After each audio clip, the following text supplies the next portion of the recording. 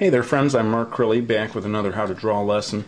I've done a lot of lessons that involve a lot of time-lapse and fairly complicated stuff. This time I'm going to try to keep it simple and do almost line-by-line lesson.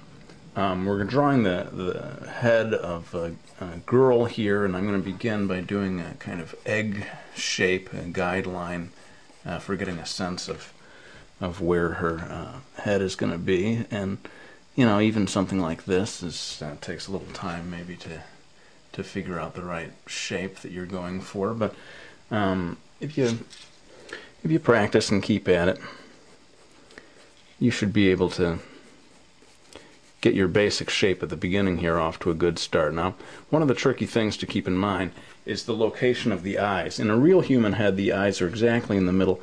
With anime, it's going to be a little more lower down the face. So I'm putting in a couple of lines here just to give myself some guidelines of where the eyes are going to go. And I don't know how well this is showing up on the video at this stage, but hopefully you can see with the pencil moving back and forth where I intend to put the eyes.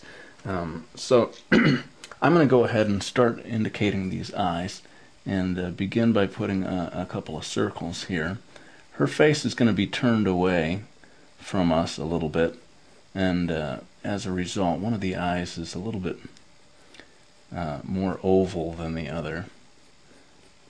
But this is just one way of doing it. I'm not proposing it. This is the way to draw a manga girl. No way. There's just hundreds, thousands of different ways of doing it.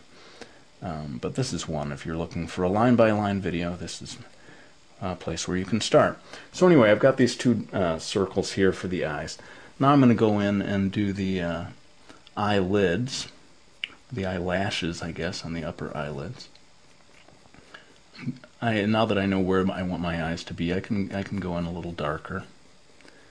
On this eye, you'll see the eyelid coming off on the, I guess, the left side here. You're not going to see that so much on the other eye. It happens more on this eye. Alright, I'm going to go ahead and move over to this one. The upper eyelid does that to a certain degree. I'm putting that in here. The lower eyelid, it's very subtle. It comes off maybe just a little bit, but not much on this side. I'm going to go ahead and start putting in other parts of the face now. Figuring out where the nose and mouth will go is kind of tricky. I'd say look at the size of this eye here and imagine another eye filling up this space, and that'll give you some sense, a good place to put the nose maybe, right? It's like one eye away. And then the way I do it, I put the mouth a little closer to the nose than it is to the chin. In my manga series, Minky Falls, I had a habit of making the chin maybe a little too big, so I'm trying to get away from that now. In any case, you can experiment and find the location that you like most for that. I'm going to go ahead and do eyebrows here. I think if you bring the eyebrows down too low, the person's going to look angry or worried or something like that. If you lift them up too high, then they're going to be kind of shocked or surprised looking. I'm trying to get a kind of a middle ground between those two extremes here. And then I'm going to put in an eyelid above this eye. I don't know if I need to go into so much detail over here. I think I'm just going to put in a little line that suggests the eyelid without going too far in that direction. Alright, well, let's keep things moving. I'm going to go ahead and indicate a highlight on each one of the eyes. This is the way I like to do it. Again, there's so many different ways of doing eyes. Then I get the pupil in the middle. I don't like to make the pupil too gigantic. I see there's so many different ways of doing it, but some people will make the pupil almost big enough to fill the whole eye. Anyway, then I start darkening in on the upper edge here and keeping things very dark at the upper edge. People have seen this in other videos of mine, so I don't think I'm going to go into it too much, but I try to get an effect here by making it dark at the top, getting a good dark pupil, and then also getting certain dark edge here around the lower part of the eye. And so I'm going to do the same thing here, darkening it up at the top, and just sort of lifting up on my pencil as I go down to make it a little lighter. That's how I get my effect with the eyes there. And again, just get a little darkness here on the other edge of it to finish that off. Alright, well, since I am doing this real time, I'm not going to do any time lapse. I think I really have to start to move with the hair or I'm going to run out of time. So, all I can say about this is you sort of develop a sense of where you like the hair to fall. Notice that I'm moving my pencil fairly quickly as I make these bangs here or whatever. And notice also that the eyebrows can come through the hair. I see that a lot, and that can be useful for you actually, because if you're always obscuring the eyebrows with the hair, then you are deprived of a way of showing emotions. Remember we had drawn a sort of an egg shape here where the top of the head was going to be.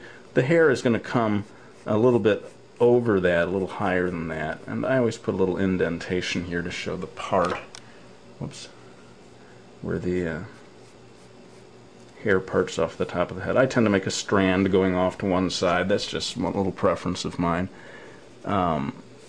This video is not so much about the hair. I may do some other videos. So let me just go ahead and get this in here. Otherwise, I'm sure I'm going to run out of time.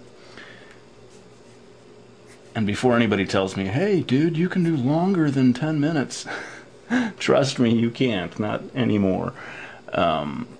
I think that some people who got in early with YouTube are able to do these extra long videos, but not me. So that's why I'm having to keep this to 10 minutes. Let me just finish up with the chin here and draw the neck coming off, and maybe indicate some sweater or something that she's wearing here, maybe.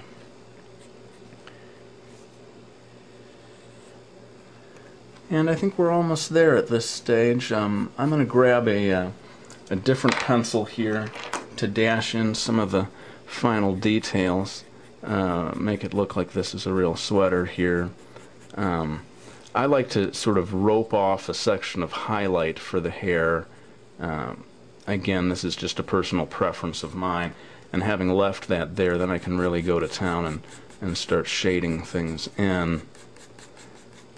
And by leaving that area white, letting the white of the page come through, you get an effect of kind of shiny hair.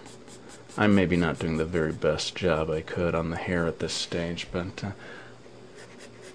that's kind of what happens when you try to do a real-time video. You have to compromise, I think, to get things done fast and hopefully still have them look good. I'm going to come over here to finish off the hair, and this may be all we have for today. Now you know why I like to use time-lapse. Just kind of frees you up to pack more things into one video. Anyway, I want to thank you all for watching. I hope you found this useful. And before I go, I always like to come back and show my manga series, Miki Falls. This is Autumn, the third book in the series. Hopefully you can find it in the stores. If you can't, please ask them to special order it or consider ordering it online. I'm going to put a link right in my About the Video box to the Amazon page if you're interested. And again, let's just drop in maybe a little shadow here underneath the chin. Throw in my little blushies like I like to do on my characters almost every time, even though I probably shouldn't.